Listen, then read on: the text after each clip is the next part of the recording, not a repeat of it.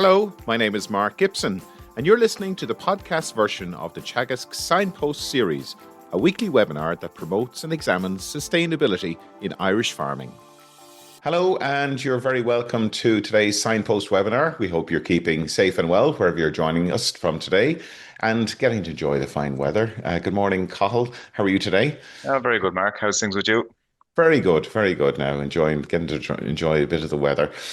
Today we'll be discussing integrated pest management, also known as IPM, which is a sustainable approach to controlling pests that minimises risks to human health, beneficial species and the environment. And in Ireland, increasing awareness of biodiversity loss, water quality protection and climate resilience is driving a shift away from our reliance on chemical pesticides. And we're delighted to be joined today by Teagasc Crops Specialist, Shay Phelan, who will be sharing practical IPM strategies and tools that Irish farmers are already using. Good morning, Shay. How are you today? Morning, Mark. Good, yeah. Everything's fine here in Carlow.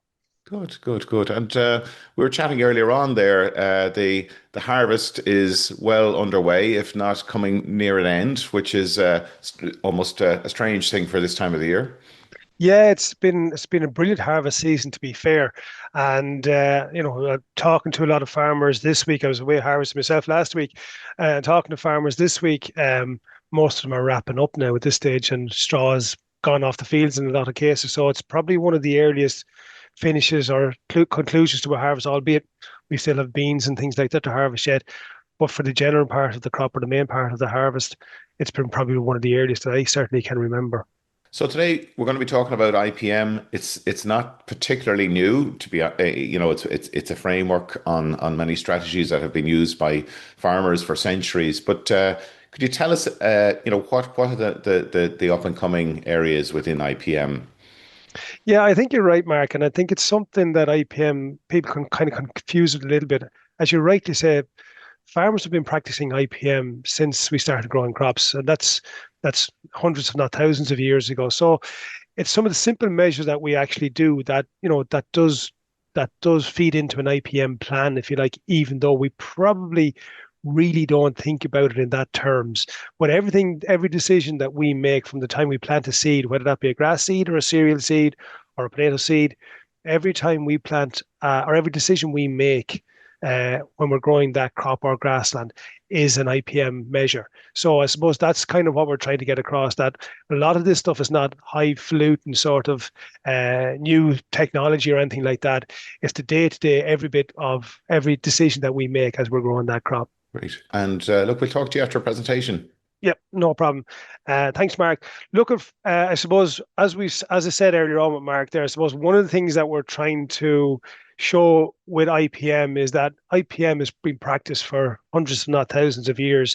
So I suppose one of the things that we tend to get caught up a little bit is that the use of pesticides, as Mark, you rightly said there, that we're trying to reduce our reliance on pesticides because we've probably pushed ourselves in a direction whereby we've been over reliant on pesticides over the last number of years. So IPM is probably trying to take back that control a little bit and looking at some of the cultural and other methods that we can actually use in growing a crop or a grassland. So I suppose just to kind of give a kind of a feel for where that pesticide use or dependence has come from. If you go back to the 1800s, I suppose probably one of the first uses of a pesticide in Ireland is recorded is the use of Bordeaux mixture to control potato blight. And I suppose that was a very topical thing in the mid 1800s. So we obviously know about the issue that was there in the 1840s. So coming from that, then I suppose we were looking at using pesticides on top of the other IPM measures that we were using, and I'll go through those in a few minutes in terms of trying to solve a problem. And again, I suppose that kind of continued on through the late 1800s into the early 1900s. But I suppose the big explosion, if you like, in the use of pesticides happened post World War II, whereby food security was the main goal of the governments at the time. And over that next 30, 40 years, we would have seen a lot of development in R&D going into developing new pesticides at the loss of some of the other IPM measures that we would have been using. And kind of key to that was the development of glyphosate probably in the 1970s. And we would have got access to glyphosate here in the form of Roundup back in the late 1970s. And that probably was a fundamental change in how we grew crops then, because we could control things that were previously uncontrollable, sort of like the scotch grass, which was largely uncontrollable in Ireland at the time. Now could be controlled very, very easily by putting a pesticide on the crop. And pesticide use then probably peaked, if you like, in the late or mid 1990s. So we had a solution for practically every problem that we had out there where we're growing crops in a can. So we became reliant on it. And certainly when I was coming through college and in my career, we would have seen that growth, or the end of that growth of, if you like, of use of pesticides. And now we're on the other side of that hill, if you like. And fundamental to that was EU legislation. And there was always, relatively a strong EU legislation there in terms of controlling pesticides, in terms of allowing you to use different types of pesticides. But in 2009, the change to a hazard-based approach has certainly accelerated, if you like, the reduction in the amount of pesticides that have been out there at the moment, and that decline has continued up until now, and it's going to go on for more years to come, certainly with that farm to fork strategy out there, which is looking at a 50% reduction. And it has resulted in the loss of a couple of key actives. So certainly from a tillage area or from a tillage farmer's point of view, the loss of something like chlorothalonil over the last couple of years certainly has proved to be a big loss. One of the key things, I suppose, when we're looking at IPM is that, again, you have to realize that IPM is not organic. So it's not necessarily an organic situation.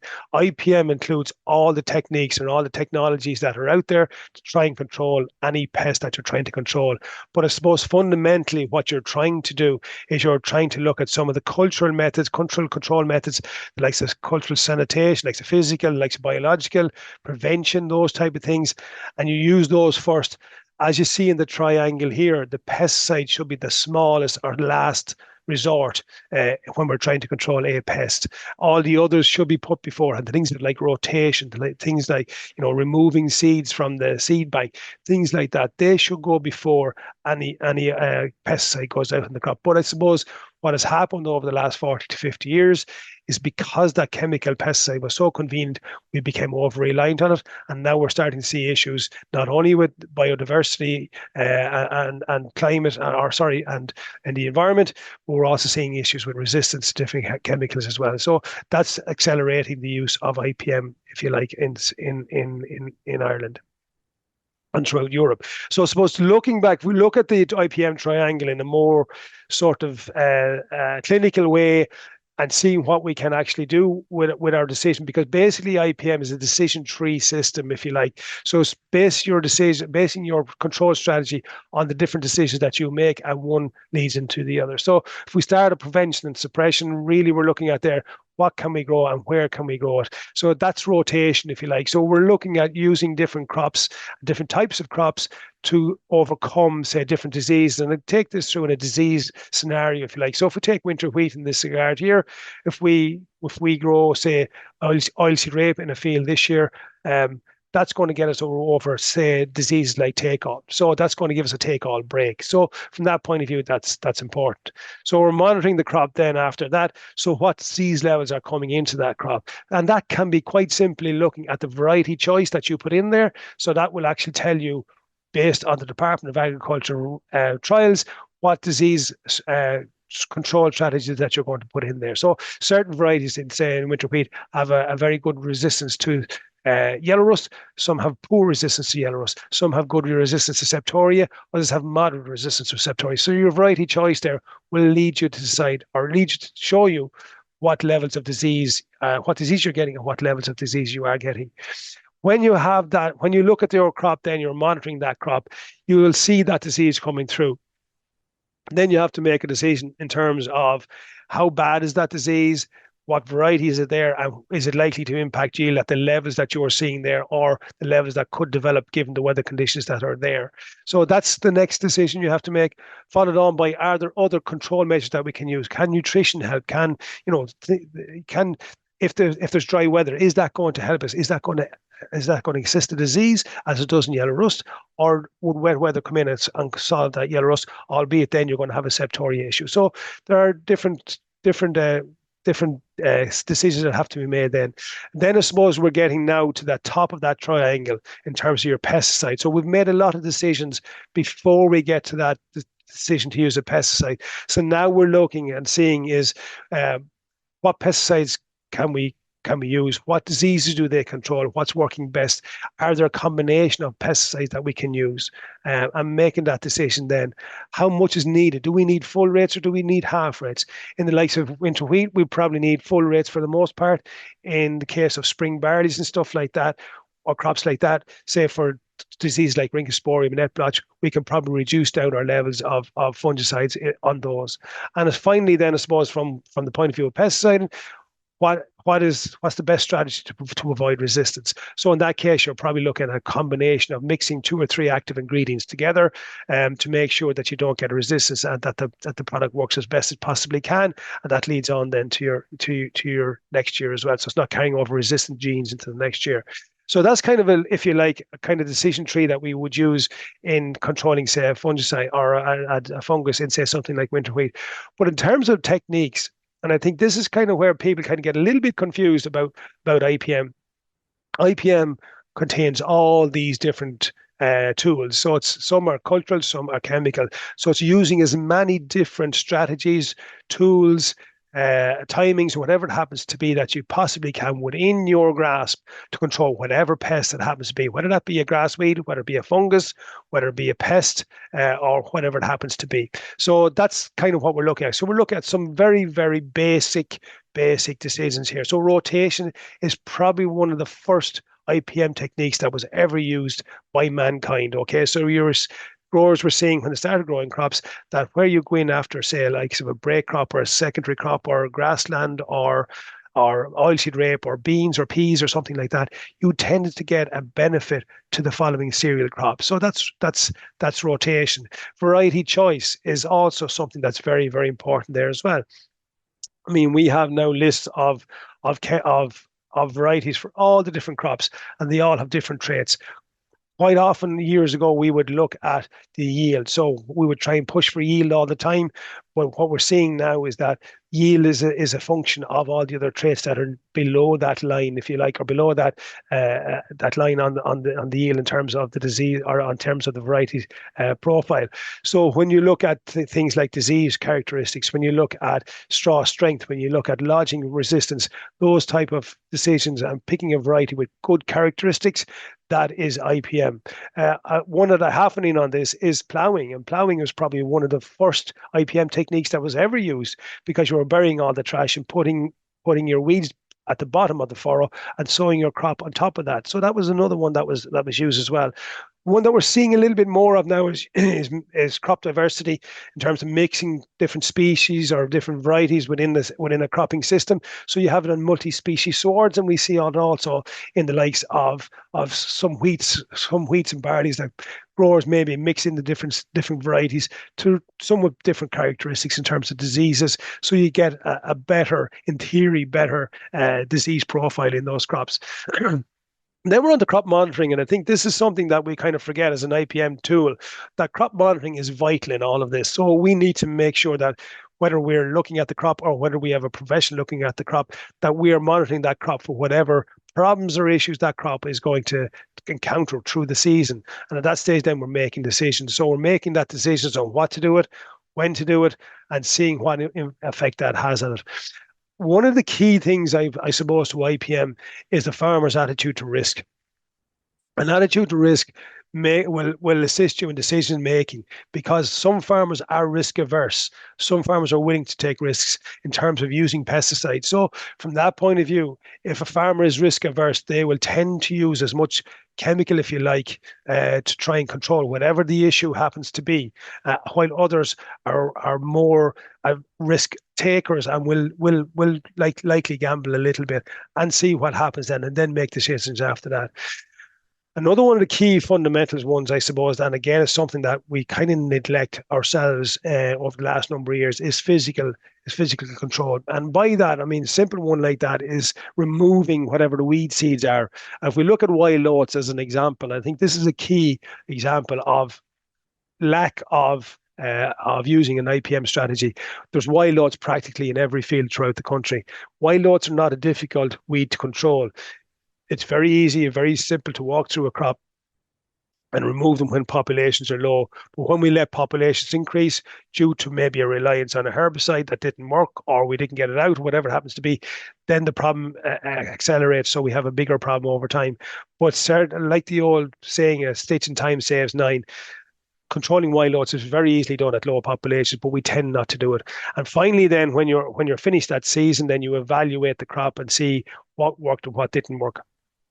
One of the things that I've been involved in the last couple of years is a project called IPM Works. And basically IPM Works is an EU-wide farm network of different farmers, advisors, who work to try and promote cost-effective IPM strategies. Okay, so we're looking at all these tools that we have available to us in different countries and different cropping systems, and we're trying to promote use of IPM strategies and from peer-to-peer links, so from farmer to farmer. So what we've done here is we've brought farmers from Ireland to the UK to Denmark to Germany, wherever it happens to be, to look and see what they're doing in their systems in their countries, and then bringing those learnings back to Ireland. And I'm glad to say we had an IPM group here and went to see some of those different countries.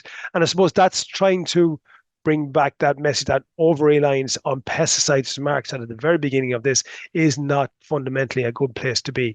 So we're trying to promote those IPM strategies, and we have done it, and there are farmers still practicing that here now. So we're trying to produce training materials targeting both the farmers and the advisory services, because I think fundamentally important in these IPM strategies are the advisory services. So unfortunately, to one extent, we have an advisory service that's heavily based on people selling pesticides to farmers.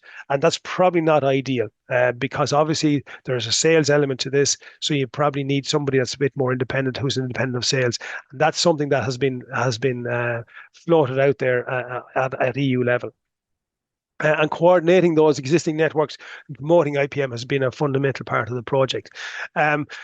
We've also looked at developing decision support systems, and I'll come to that and I'll show you an example of that one in a minute, in terms of trying to make farmers more aware of what's around them and what the risks to the crop are, and then making decisions based on that rather than applying pesticides prophylactically. Probably the most famous one that we're aware of is the blight warning system that we have here that Met Éireann push out there every time there's conditions that are favourable to blight. They will publish a blight warning system.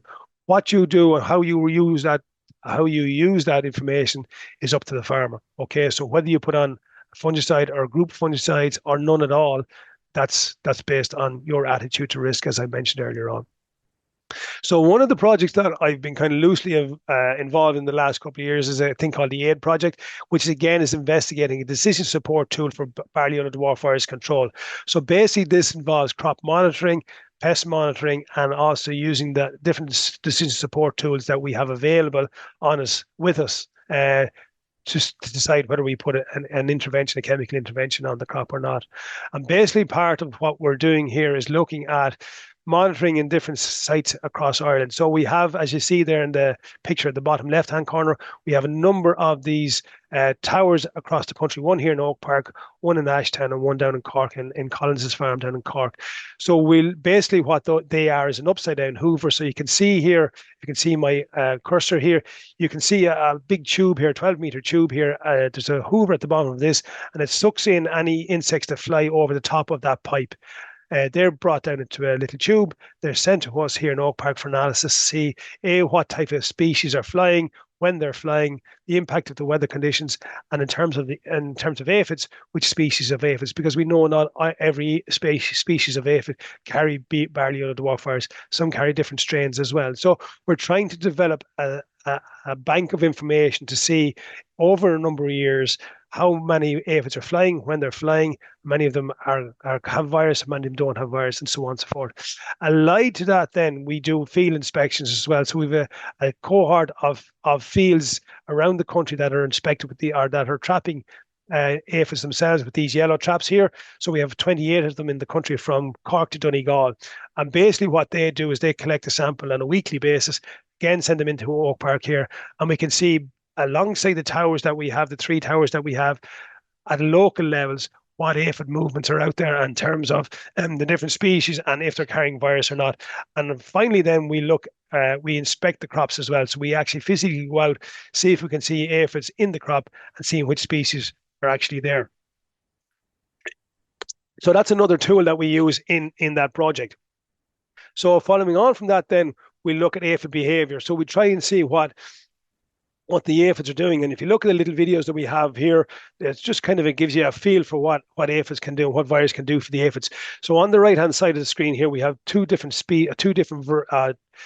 types of virus. We have MAV and PAS, and they react differently and they cause different levels of BYDV in the crop. But fundamentally, what happens when an aphid gets infected with either MAV or PAS, it influences the behavior of that aphid. So if you look at the little video here on the top left-hand corner here, you can see a virus-free aphid. So you can see the aphid here just beside the number 1. That aphid has no virus. There's no stimulus for that aphid to move. It's happy enough there. There's no threat to it. There's no parasitic wasps or ladybirds or anything like that coming in there. So that aphid is perfectly happy, as opposed to the aphid below. So you can see whenever the video, there we go. So the aphid is moving out there. This is a virus-infected aphid.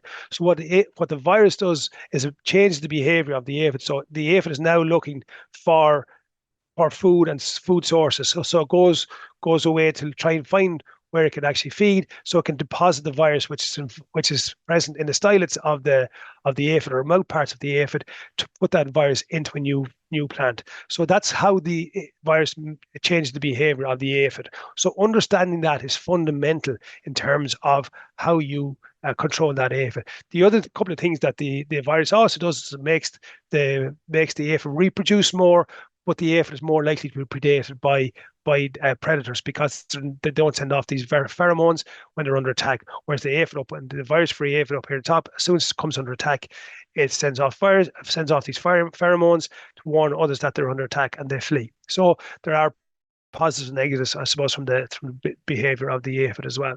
So one of the key things that we've been looking at over the last couple of years is a decision support tool called Acrobat, which is developed by Teagasc and is based mainly on our Padai numbers, which is a species of aphid that we're looking at. But the other ones we're looking at are the grain aphid and the rose cherry aphid as well. So basically, we've put out we've put these traps across a number of different foods, but we have allied them to some tramline trials as well. And one of them we did on a farm back at home in the last couple of years. So I'll show you one of the results from one of those fields now. So this is a field, as I say, not a million miles from Oak Park here, where we would have put in different treatments on different tramlines here. And allied to this would have been part of the monitoring field as well. So we would have had a yellow trap that was collecting aphids every week from the first week of November all the way through to the middle of February.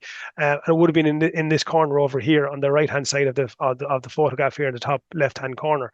So you can see here straight away, we have 3 different tram lines here, treatments, replicated twice. So the first tram line on the very extreme right is an untreated tram line, and as you go up that tram line, you can see clearly up here towards the top right-hand corner of the photograph, you can see all the yellow patches here where the aphids come in and attack that crop and left virus behind them. So the virus is actually showing up there. The other 2 treatments, T1 here is a treatment where we would have put out an insecticide with a herbicide and seeing then what did that do. And the second one here is what we say is we use that Acrobat decision support tool. So the decision support tool is based its decision on weather conditions, number of aphids, all those different type of parameters are out there, and it tells you then when the most effective or likely time to apply a pesticide would likely benefit the crop. So from this point of view, the T1 happened in November, but the Acrobat decision system told us not to apply an insecticide until the first week of January. Okay, so again, we had two replicants here. So we had two sets of tramlines, three here and three over here. And again, over here, you can see the yellowing in the crop up here from the BYDV. And again, for anybody who's not familiar, this photograph in the top right-hand corner shows you the type of symptoms you would see here in a BYDV crop. So those yellowing tippings of the leaves are quite typical. And getting close to harvest on the ground, what you would have seen in this crop here is you can see the kind of discolored awns that you can see here in the crop. So it's very, very visible at ground level that you could see that BYDV infection in the crop. So when we came to harvest it then, we harvested with a yield mapping combine. And you can see here, this red lines here, and the first untreated tramline here, you see quite severe differences here between the untreated plots or the treated tramlines here and the other two tramlines in both sides here. And those tramlines yielded probably 1.2 tons a hectare over the untreated crop. Okay, so that was, I suppose, a decision support. That was a result, if you like, from the point of view of applying pesticides. Crucially, though, I think what we saw there was no difference between the application of an aphicide in November or in January. So there's no difference at all in terms of yield. Again, I suppose what does highlight something else, though. In 2023, we did the exact same trial on a different field, and we found no yield difference whatsoever. So IPM came into play in that scenario there, because we could see that in 2023, even though we're doing it retrospectively, that in those conditions in 2023, there was no pressure from aphids, there was no BYDV deposits in the crop, so there was no need for an actual insecticide at the time. So what we have to do now is we have to go back and look at those conditions to see what, why, and when, and where the conditions that favoured the conditions of spread of BYDV in 2024 were or weren't there in 2023. What were the parameters that were there? So that's something we have to try and figure out, and that's what the project is trying to do. One of the other issues, or one of the other tools that we have coming through at the moment, are variety selection. I said that already. So one of the key ones that we have in barley now is that we have tolerant varieties and we have susceptible varieties to BYDV. And from this point of view, we've conducted trials here looking in Knockbeg over the last number of years of placing susceptible varieties here beside tolerant varieties here. And you can see tolerant varieties here that are sprayed have relatively low levels of BYDV, whereas susceptible ones that are sprayed have relatively low levels of BYDV, whereas the unsprayed plots of those susceptible varieties have very high levels of BYDV. But when we look at the tolerant varieties here, which have a level of, if you like, I won't say resistance, but they do get BYDV, but it's not affected as badly. They do get lower levels of BYDV compared to the untreated or the treated ones here. But I suppose fundamentally, when you come across to look at yield, and this is where we kind of have to look at, the susceptible varieties, as you can see, as we would expect, the sprayed varieties yield higher than the unsprayed varieties, quite significantly in some cases. But when you look at the tolerant varieties here, there's very little difference in some cases between the treated and untreated crops here. So it's good news there that we do have varieties coming through that generally don't tend to get bad BYDV, and we are seeing that practically being used across a lot of barley ground at the moment. Again, this highlights the difference between sites and seasons. So in 2024, in Knockbeg, we had big differences, but in Tipperary, we had very small differences, okay, between all the different varieties here. So again, that's a decision support tool that you would hope would help you to make a decision not to apply an insecticide on those crops because there probably wasn't a need. One of the key things, I suppose, one of the key learnings we have for all of this is in terms of IPM, if we're looking at an IPM strategy that doesn't include insecticides because we are losing them, can they solve all the problems? And the answer is no. That they can't solve all the problems. If you look at these cases here in particular, this is blight trials that we have here in Oak Park. You can see quite clearly blight coming into those crops there in untreated plots. So quite clearly that's something that doesn't work in terms of it does need chemical intervention. Okay, so we don't foresee in the near future whereby we'll be able to grow crops on a large scale without using, say, fungicides for control of blight. So that's something I suppose that we have to be aware of. more and more we're starting to see these issues here. For anybody that doesn't know anything about potatoes, these are wireworms here. And for most people, I think they'll know what this is here. This is a leather jacket. So in this case here, we have no chemical control of leather jackets now, and we are starting to see that they are doing damage to grassland and in some cases the cereals, albeit that ploughing is a control measure in cereals. But we are seeing that the loss of pesticides is affecting growers of these types of crops across the country now, and there's very little we can do with that in terms of culture or culture control methods. But I think what we have to look at, say for the likes of wireworm or something like leather jackets, we have to learn and understand the life cycle of these pests to know when they're more likely to cause a problem, and then adjust our cropping system to suit them or to not suit them, whichever the case may be. So that is something that we have to learn to do. And I suppose if you take something like wireworm, there are a number of different species of wireworm. There are 2 different species of leather jackets, for argument's sake. We need to figure out which are there, what they're likely to do, and what they're not likely to do. So this becomes more of an education piece. But unfortunately, unlike applying a pesticide, it is much more challenging to learn that and to figure out what can be done. So to kind of summarize what I've done, Mark, over the last couple of minutes, basically IPM is in use every day in Ireland by growers, whether you're growing cereals or grass crops or whatever it happens to be. It is in use every day by growers. But I suppose we have to realize is it does involve using as many different control measures as possible, including the judicious use of pesticides. So we have to move away from a model where we're prophylactically applying pesticides. And I think that's one of the key messages that we would like to get across. Reducing certain pesticides in certain circumstances is having a significant effect on crops. There's no point in saying otherwise. Certainly from the point of view, and I'm involved in growing potatoes, the use of, and we're talking about the environment before, the use of cover crops is having a negative effect on potato crops because of that wireworm issue, because cover crops predispose the fields to having more wireworm in them. So that is becoming a problem. How we deal with that is not necessarily going to be insecticides, but it might be something else, okay?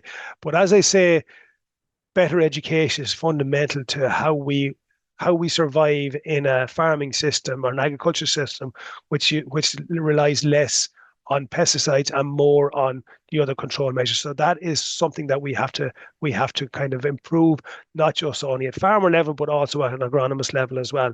And finally, I suppose farmer attitude to risk is crucial, because I suppose when we're looking at crops from now on, I suppose, if you like, that we are going to have to take a certain amount of risk within that crop in terms of the damage that a disease may have, that a pest may have, that a weed may have.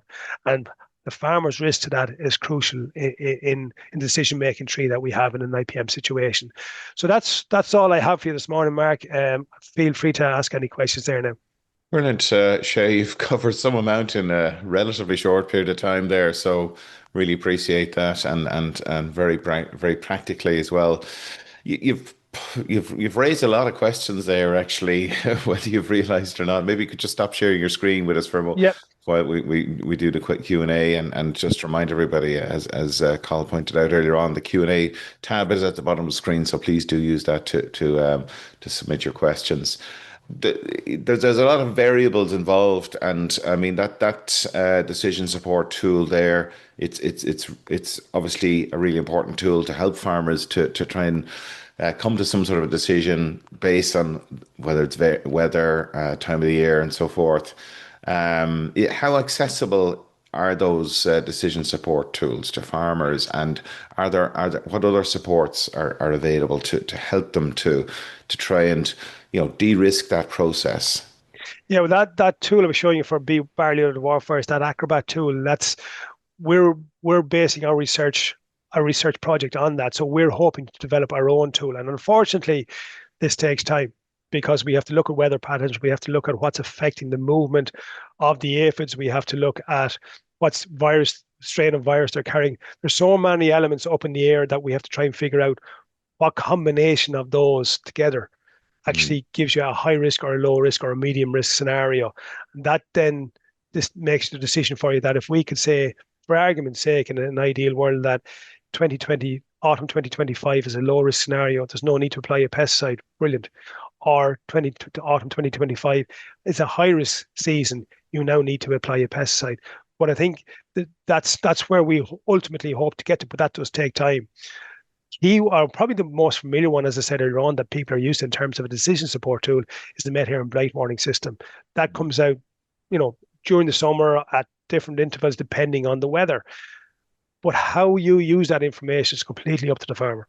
So the farmer, it doesn't tell a farmer that you need to spray or you don't need to spray. It tells you that the risk is there. Okay. And we would have a lot of, say, amateur growers in Ireland growing potatoes in the back garden. Some of them look at this and say, it's all right. Some of them say, all right, I better put on a fungicide. So it depends on the farmer's risk because their livelihood isn't dependent on that. If you have a farmer growing, say, 300-400 acres of potatoes, you know what they'll do. They'll apply a fungicide to make sure that they don't get blight because it costs so much more to control that blight when it gets into a crop. So farmers' risk attitude becomes fundamentally important in using a decision support tool. You mentioned breeding a few times throughout your presentation. And I mean, with this massive downward pressure there is there on the use of pesticides, do you think there's enough resources going into breeding new varieties and that do we need to try and accelerate our efforts around that given the successes that we've already seen with some crops? Yeah, it's a good question. It's a very valid question actually, because for the last number of years, I suppose if you talk to the seed houses, they've generally been pushed towards breeding for yield or for performance or whatever it happens to be. But now we're starting to see that, as you rightly said, with the pressure coming on the use of pesticides, that they're having to pivot a little bit and look at, can we breed varieties that are more resistant from the point of view of resistant to pests, resistance to diseases, whatever it happens to be. We're doing that here in Oak Park. We have the potato breeding program here, which are looking at all these different elements that we can actually put into different varieties. But I suppose fundamentally you have to know what challenge you're facing. Okay, so if we take something like blight, for example, we know that blight changes all the time. So the strain of blight that we would have seen or that would have been recorded back in the 1800s, that's a completely different animal to what we're dealing with now. What we're dealing with 20 years ago is a completely different animal to what we're dealing with now.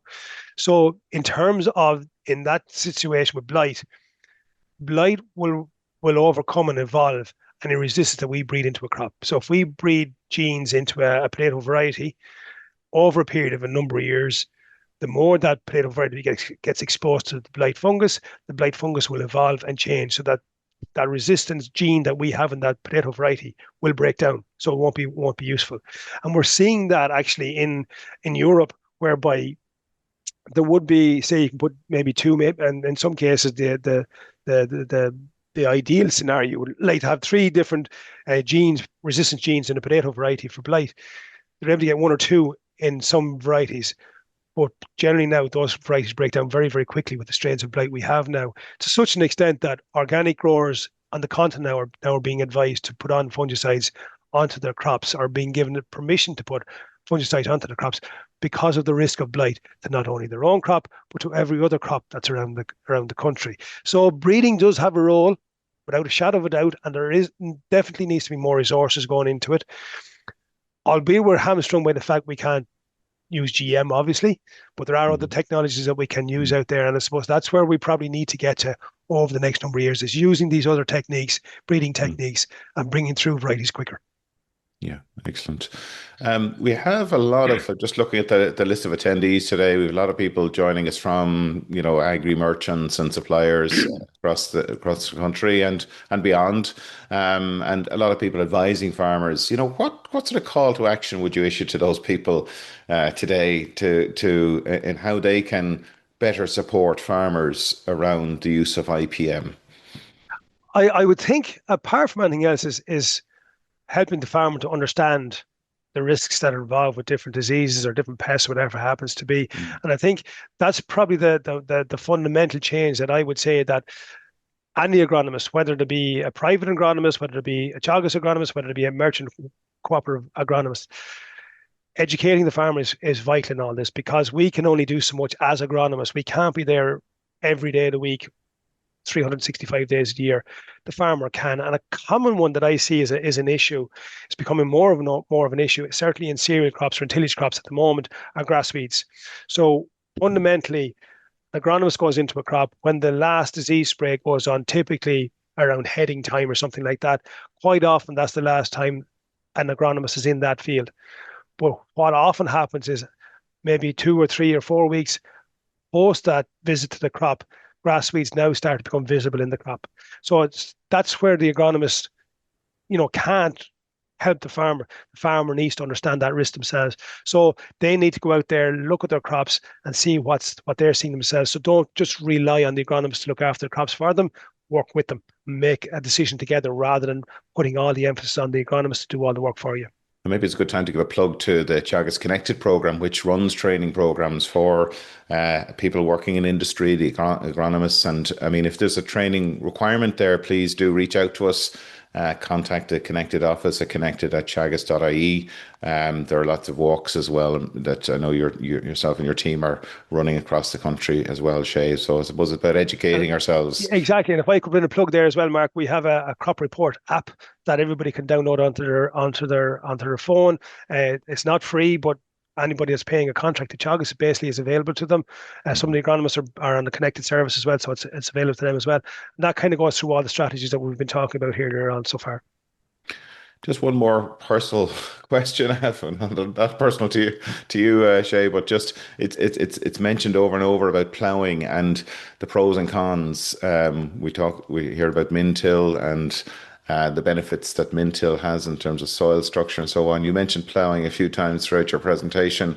What's what's your call on it? Yeah, so to be honest with you, I don't have a preference for either system, and I think there's both systems works in certain circumstances, and there's pros and cons to both. Okay, so obviously we're all aware of the release of carbon when you're into ploughing and stuff like that. So that's obviously a negative. But I think from the other point of view, where you're trying to bury seeds or where you're trying to grow a crop in as clean an environment as you possibly can, ploughing does have a role. I'm not saying it's the definitive solution, but it does have a role, as does Mintill. Okay, and certainly again we would see in Mintill systems where grass weeds are a problem, they can quite often become a problem much quicker in Mintill systems because you're not burying those seeds, and burying those seeds has the impact of making them go dormant for a period of time.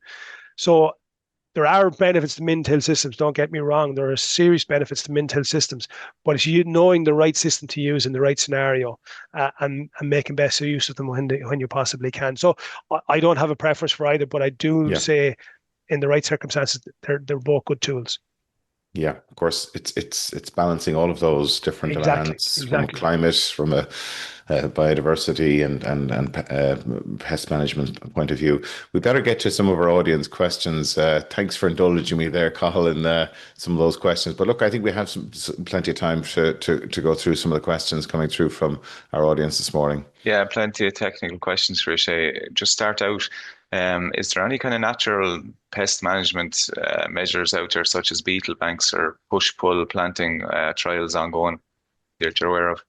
We don't have them here per se, not in broadacre situations, but what you're more likely to see is controlled environments. So where you have glass houses and stuff like that, there would be some limited trials going on introducing certain pests to control different issues or different aphids or something like that. So there are some of those ongoing at the moment. Certainly that project I was involved in, that IPM project that I was involved in, we would have been down in Almeria in Spain looking at pest control in controlled environments down there. So they would have been releasing in, not only would they be releasing in predators to different aphids and stuff like that, they would have been releasing in pollinators as well. So there's a lot of work ongoing, not maybe in Ireland, but certainly around Europe. There's plenty of research going into that area. Yeah, and people were interested, a good few questions around wireworm and cover crops. Any idea why this is happening? Or why? Yeah, it's very, very simple. The click beetle, which is the adult beetle that lays the eggs for the wireworm, they need cover. So quite often we would say the old rule of thumb would have been if you have an old weedy lay field, you avoid it because that click beetle is more likely to be in that type of a scenario rather than a field that's been heavily grazed by sheep. And Aisling Moffat actually would have seen that in her research work that she did a couple of years ago on leather jackets, that sheep are actually a good control measure for leather jackets because the crane fly likes cover to lay its eggs too. So in the worm scenario where you put in cover crops over the autumn months, you create a cover there that the click beetle can actually walk around without being risk of being predated by birds or anything like that, lay its eggs, and then you tend to get more wireworm from that scenario. Is there any particular species or any particular variety of cover catch crops maybe that we could change around that you're No, not it's got grassy? Is there anything. No, not really. Grassy just ones are cover? probably slightly worse than others, but generally speaking, cover in general leads them to lead more lay eggs. Yeah. There's a couple of questions here just around grasses, and I know you're more into arable, Shay, but have you ever come across issues around creeping buttercup? Yeah, it is. It is an issue. And again, probably in paddocks or fields that are heavily grazed and maybe poached at different ends of the season. And I think that's something, again, coming back to management, grassland management, that if you have creeping buttercups or even chickweed or anything like that, that where you bear out a ground by overgrazing a sward at different times of the year, that does lead you to end up with more weeds. And creeping buttercup would certainly be one that I'd be aware of, and like the others, likes of chickweed and stuff like that. Another one that I should have said was ragwort. We're seeing a lot more ragwort out there Mm. this year, because again, ragwort is not difficult to control. It's not a nice job, but it's not difficult to control. Going and weeding ragwort. It's just people don't do it. So when you let a season go by where you don't weed that ragwort, like the wild oats, you tend to get a bigger problem over time. Yeah. A real specific question for you now to help a farmer out, I say here is, what tillage crop would you recommend for West Cork on an acidic soil which would benefit from IPM? Oats would be the one I would say. Oats like acidic soils, so they tend to grow better in poor soils, rather than say like a spring barley or winter barley. So that would be my choice down there. Yeah. And do you ever come across any issues with meadow sweet? Meadow sweet, not really. No, Yeah. no, No. unfortunately, no. And there's just a comment here, is the DSS publicly available yet? There are some, yeah. Now there are different ones. That Acrobat one is not available in Ireland because it's an ADAS tool. It's developed over there. We're only using it here to inform our our project. But as I said, the Met Heron one for blight control is freely available. There are a couple of other ones that we're trialing as well or looking at as well. Some of them don't have a huge relevance. Like we would have tested a couple of different Septoria timer um, decision support tools a number of years ago, and certainly when I worked as an advisor in North Dublin, we would have had a couple of Septoria timer decision support tools out in crops at the time, and basically what they did is they didn't really give us a huge amount of information in terms of those timers were set off when the conditions for blight were or conditions for septoria were triggered. And what we found is those they were triggering every couple of weeks, so they didn't really add to our decisions that we were making based on our strategies that we know work best anyway. So some decision support tools are very, very handy. Some of them work. They don't really make the decision for you to spray or not spray. That's really up to yourselves. They'll tell you the conditions are there. It's up to you to decide then whether you spray or don't. Yeah. And just a couple of questions around BYDV as well, Shay. How far are we away from tolerant spring barley varieties? We're probably a couple of years yet. I know there are a couple of them in trial. I thought there was going to be one out this year, but I found out list going around to the different shows this year that we won't. It'll be another couple of years before we have them. But generally speaking, and it's a very general and dangerous sort of term or a statement to make, spring barley tends not to be as badly affected as winter barley, even though we would have saw quite a bit of it this year. Spring barley is going so quickly, and especially if it's early sown and March sown, we don't tend to have as much. And I suppose that's an IPM measure itself. If you saw spring barley in March, you tend not to get BYDV, so you don't need to spray. Yeah, and you mentioned if the aphid is a carrier, do the predators, can they carry it? No, predators don't carry it. They just consume the aphids that have it. Yeah. So, and again, that's a control measure, but albeit, and we've often come across this sort of a question: can they prevent BYDV? No. If the aphid has fed, once it is fed on the crop, it transmits the virus. So even if it's eaten after that, it's too late. Yeah, and some questions around when a pesticide is removed off the approved list, Shay. How does the EU or how does that happen, or what procedure does that happen within EU? So basically, there are a number of criteria, and I wouldn't be overly familiar with it, but there are a number of criteria that the regulators look at in terms of its safety, its environmental safety, its environmental profile, its risk to human health, things like that. And the other one then is are there other products that are available that can do the same job? And you'd often hear this phrase, candidate for substitution. So basically, if there are other products out there that might have a better environmental profile compared to the product A, if product B is a better environmental profile, the chances of product A getting through the registration process when it comes up for review are greatly reduced. So unless there's a compelling argument to get it across the line, but basically what we're finding now is that the EU regulators are putting a higher bar in front of all these pesticides to cross to get them so that they can get registration. So quite a lot of them are failing based on these new regulations that they have.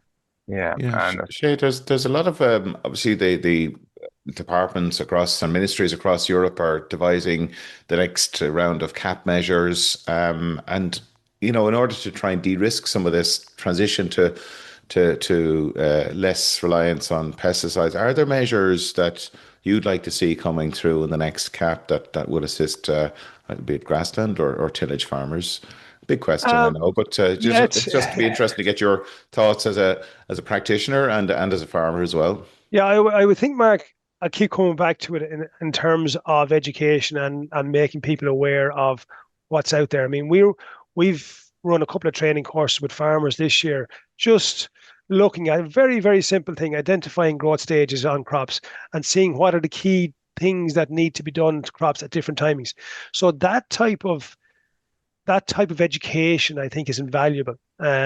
Because once a farmer can make that decision, it's you're probably much less reliant on pesticides in that case because they know what to do, when to apply, when not to apply, that type of thing.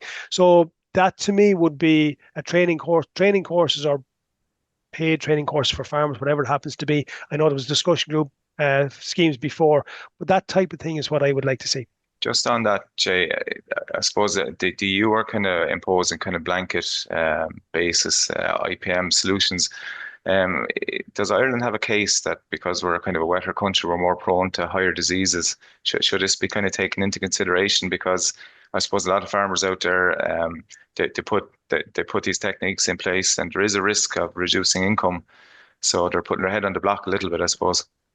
Yeah, it's a very good point, Cathal, because again, in that project that we were looking at, I mean, we were kind of at that we were at that north-west alliance, if you like, to ourselves, the UK, even though they're not in the EU anymore, Denmark, the Low Countries, and areas like that.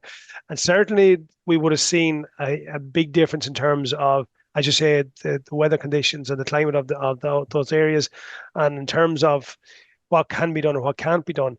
But I suppose, unfortunately, the regulations are EU wide, unfortunately. Albeit there are representations you can make, and there are derogations applied for to get the use of certain pesticides in certain circumstances.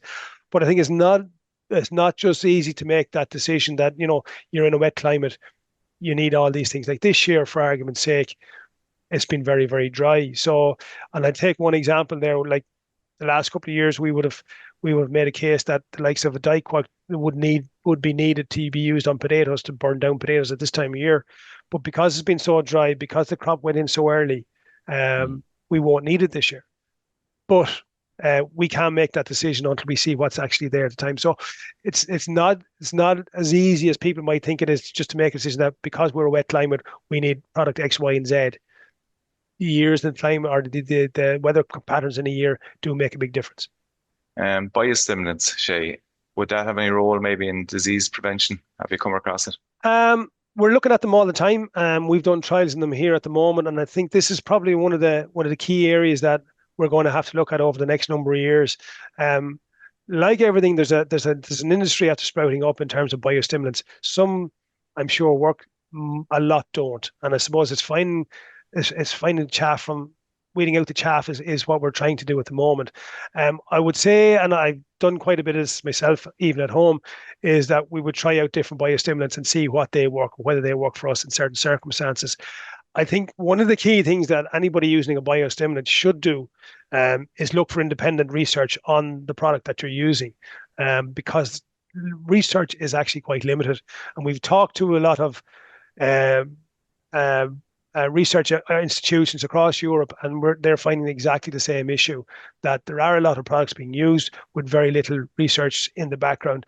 That is improving, and you're starting to see some of the big chemical houses, the likes of BASF, Bayer, all those type of chemical houses, they're now starting to look at biostimulants now to see can they assist in any way, shape, or form.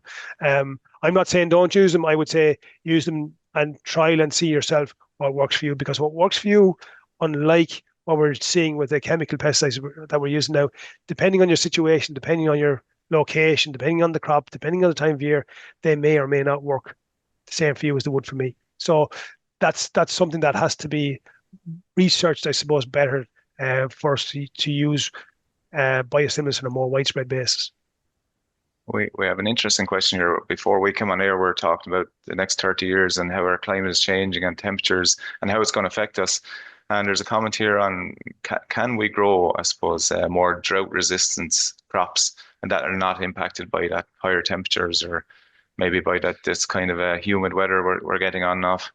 Yeah, there's quite a bit of research across Europe really on that sort of issue, because they're seeing that live in front of them in certain parts of Southern Europe at the moment. So there probably are. I mean, one of the ones that we're probably maybe looking at, and I know it's been trialed here a couple of times, we've tried it ourselves here in Oak Park, is soya. So we've tried to grow soya beans here a couple of years ago with pretty poor success rate, I have to admit. But that is something that maybe over the next number of years that we will be able to grow more effectively. As with maize, we grow maize under plastic at the moment. So maybe in, as you say, in maybe 30 years' time, if the climate is that little bit warmer, we might need plastic. We might have varieties that will grow better under Irish conditions. So who knows? I mean, this is an ongoing sort of it's an ongoing situation at the moment. So quite possibly we'll be able to grow different crops here. Whether we'll be able to grow grapes and vineyards and stuff like that across Wexford or not, I don't know, Cathal, but sure, we'll have to wait for that one to see, you know. Yeah, Shay, we've asked, you've talked a lot about the solutions there, and a lot of them are nature-based solutions and working with nature. We have a question here in relation to the diversity of the crops. As we know, nature is naturally a diverse environment. Monoculture is not a natural phenomenon. What has there been much success around the use of intercropping?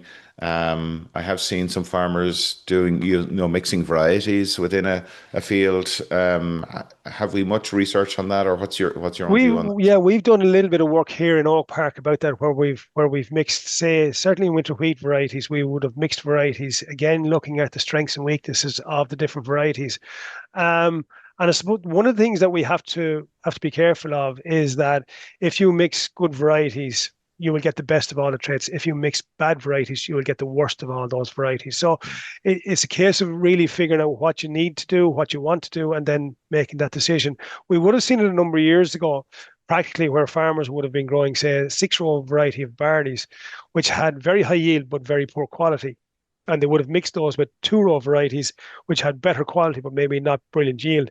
So by mixing those two varieties, say there was a thing called volume years ago, or Siberia or something like that, you're mixing that with some of the very good 2-row varieties. They were able to give you the best of both in terms of yield, but also the 2-row quality was coming through. So there are situations where that happening. Interestingly enough, in Denmark, on the recommended list for winter wheat varieties, they do have recommended lists with variety mixtures within it. So there's one actually, funnily enough, called Guinness, which there was a winter wheat mixture up there that's on the, or what certainly was on the Danish recommended list as an option for farmers. So there is bits and pieces of that going on. In terms of growing other crops like clovers underneath, say, crops and stuff like that, the organics tend to do more than that than what we do, because weed control becomes a bit of an issue then as well. But there's little bits and pieces of that going on as well. Okay, Shay, we have exhausted our time with you, and thank you so much for all the free advice and yeah, your expertise is always welcome on the webinar, Shay. So we do appreciate your time. Cathal, thanks for helping out with questions. Thanks to Yvonne in the background as well with supporting our every week's episode. Before we leave, we just wanted to ask if you could. We're going to circulate a survey that we're sending out to all as wide as possible. It relates to the Connected program that we talked about earlier on. The Connected program has been developed by Teagasc to provide training and supports to industry. And we want to hear from industry and people working across the sector about what are the educational needs or the topics or training courses that you'd like to hear about. And we'll be inviting our colleague Cian Condon in a couple of weeks to talk to us about the programme in a little bit more detail. But there is an insight survey that we'd like to try and get as good a feel from the industry as possible around the types of training. So there's a link just sent to you there in the chat. You can find it on the Teagasc website as well, or if you want to sign up as a connected digital member for free, you can access the resources through that as well. So until next week, and next week we're going to be talking about minding our traditional farm heritage buildings, and we'll be joined by Barry O'Reilly from the Department of Housing and Local Government and Heritage, who's going to be sharing details around some of the schemes and initiatives that are happening in relation to traditional farm buildings. Thanks again, Shay and Cathal. You've been listening to the podcast version of the Teagasc Signpost Series, the weekly webinar that promotes and examines sustainability in Irish farming. Don't forget to join us live every Friday morning for our latest webinar. For more, visit teagasc.ie. And you can also rate, review, and subscribe to the Signpost Series on Apple Podcasts, Spotify, or wherever you get your podcasts from. I'm Mark Gibson, and thanks for listening.